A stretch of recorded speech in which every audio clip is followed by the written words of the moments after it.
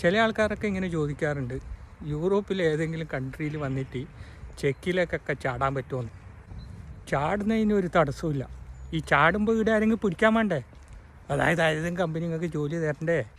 ഏജൻസിയിലെല്ലാം പോയ ഏജൻസി പറയും നിങ്ങൾക്കൊരു 6 മാസം കഴിഞ്ഞാൽ ജോലി മാറാം. അതേപോലെ നിങ്ങൾക്ക് വേറെ ഒരു യൂറോപ്യൻ രാജ്യത്ത് പോയിട്ട് ജോലി ചെയ്യണമെങ്കിൽ ചെയ്യാം. ഇതിനൊന്നും യാതൊരു തടസ്സമില്ല, പറ്റും. പ്രോബ്ലം എടാ നമ്മളൊരു ജോലി കണ്ടെത്തുക.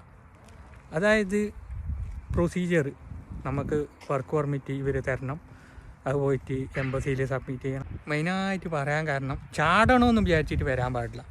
നിങ്ങൾ വരുന്ന കമ്പനിയിലും നല്ലതാണെങ്കിലോ, ചിലപ്പോൾ ആ രാജ്യത്ത് തന്നെ നല്ല ജോലി കിട്ടിയെങ്കിലോ.